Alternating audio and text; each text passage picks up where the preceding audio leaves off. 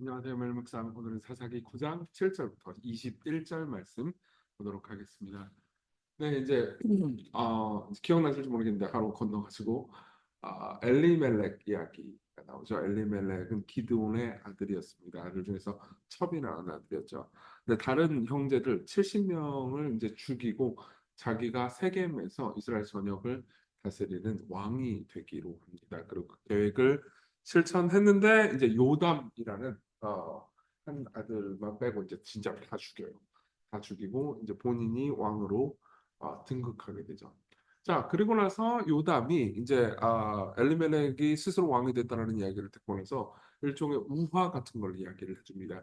그러면서 이제 예언을 하죠. 요담의 예언 부분이 이제 7절부터 21절까지 내용인데요. 한번 살펴보도록 하겠습니다.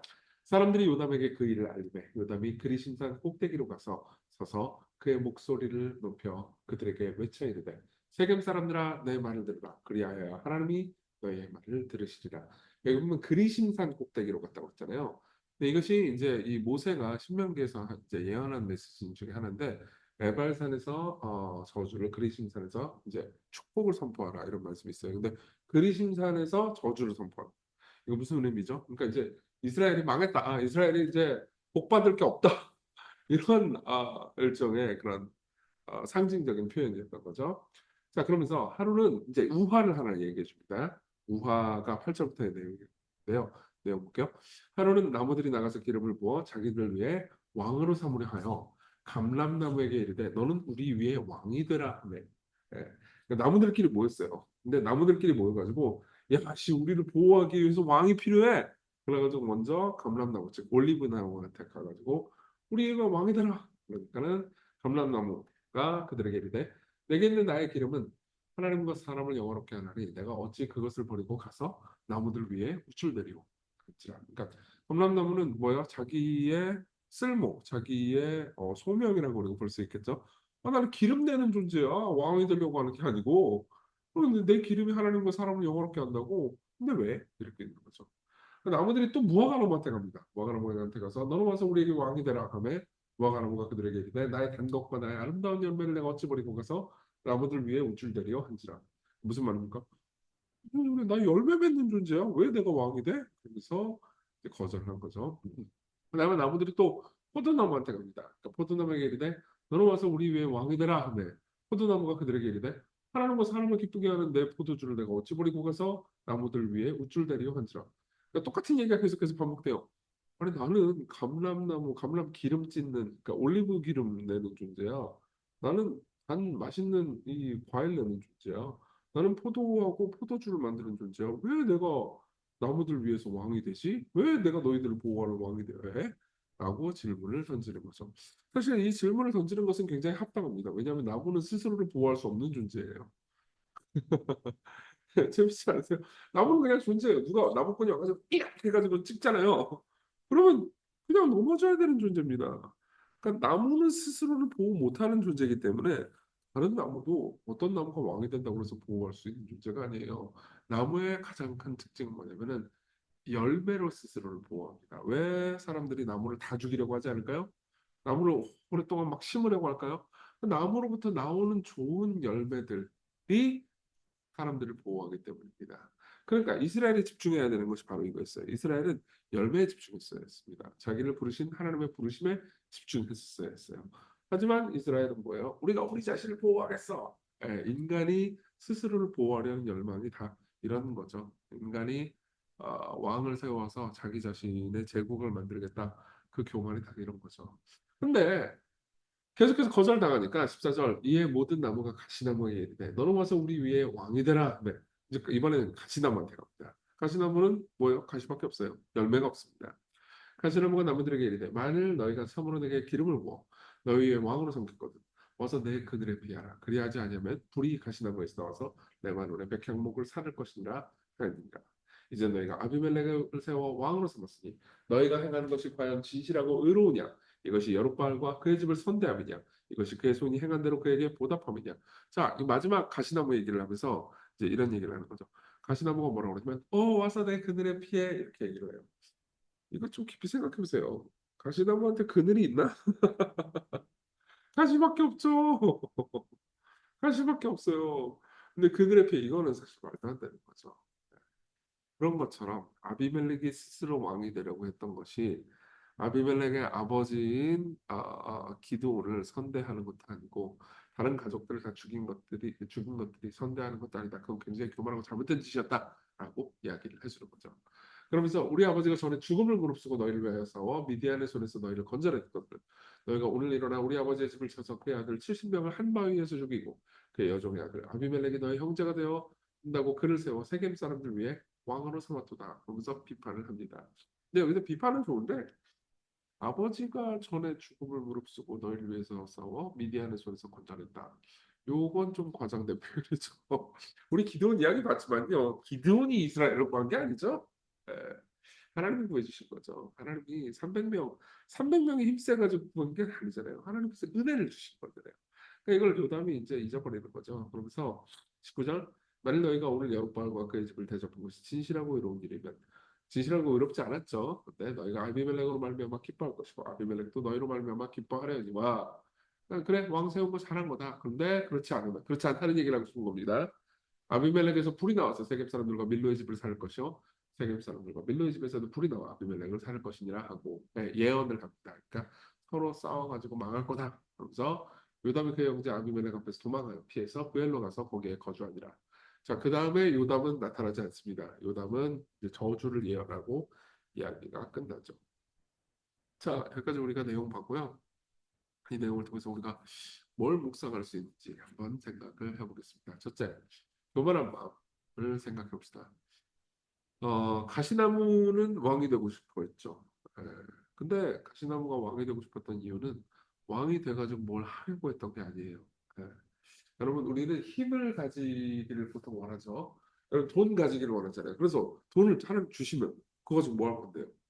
그냥 생각해보세요. 우리가 하나님께서 우리에게 돈 주시기를 원하고 뭐 이렇게 하는데 사실 그냥 마음이 편안하고 싶어요. 외에는 별거 없어요. 대부분의 사람들은 아유 걱정 안 하고 싶어요.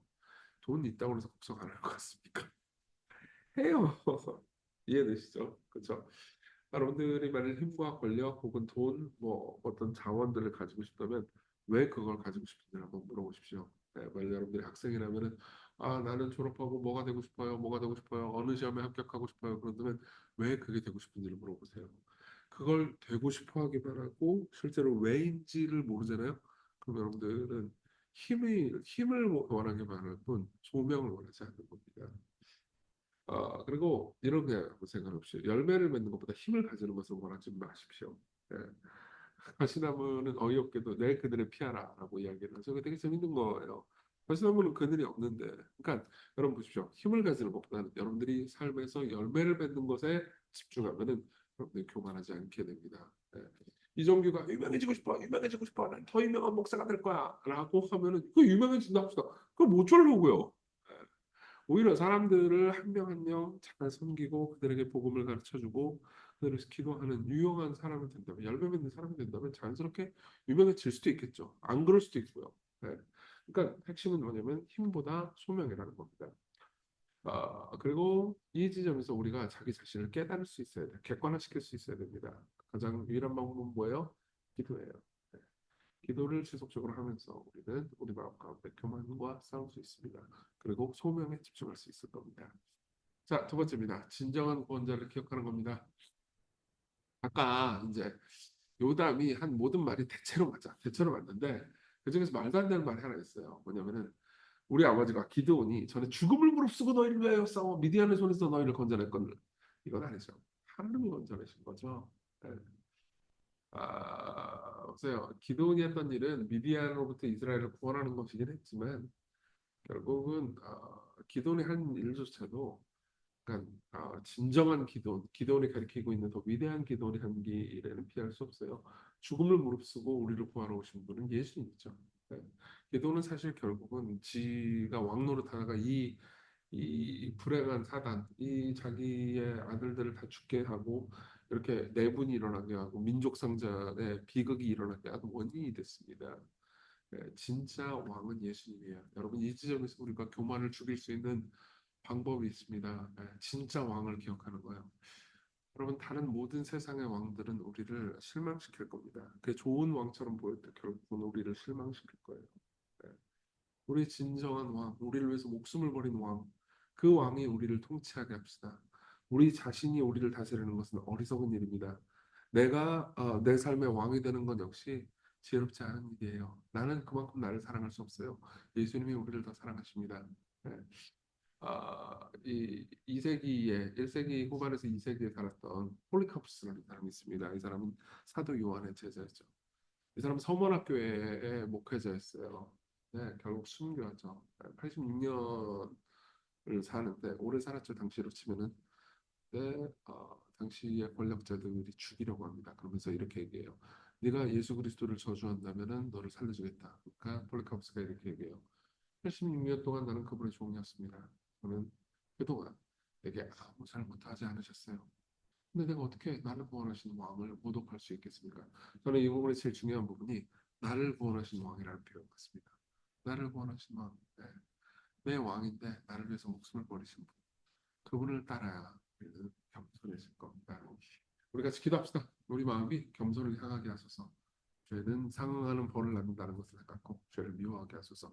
우리 그저께 기도했던 거랑 똑같은 내용이에요. 같이 기도하면서 교만을 대적하는 부분, 예수 그리스도의 낮아짐을 기억하면서 복음의 은혜가 우리 마음에 새겨지게 해달라고 같이 기도합시다.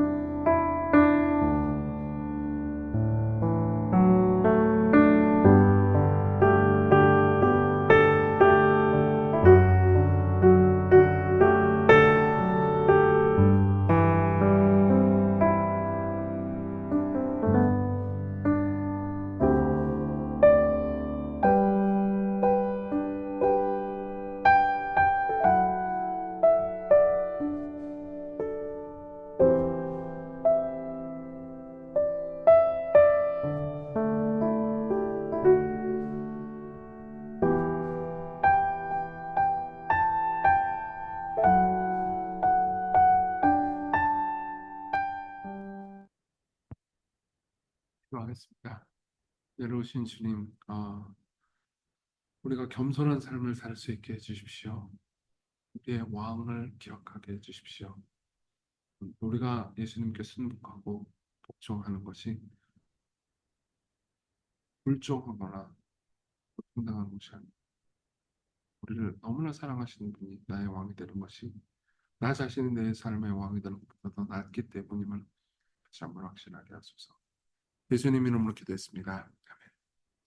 네, 하나님의 은혜 안에서 오늘 기쁜 하루 되세요.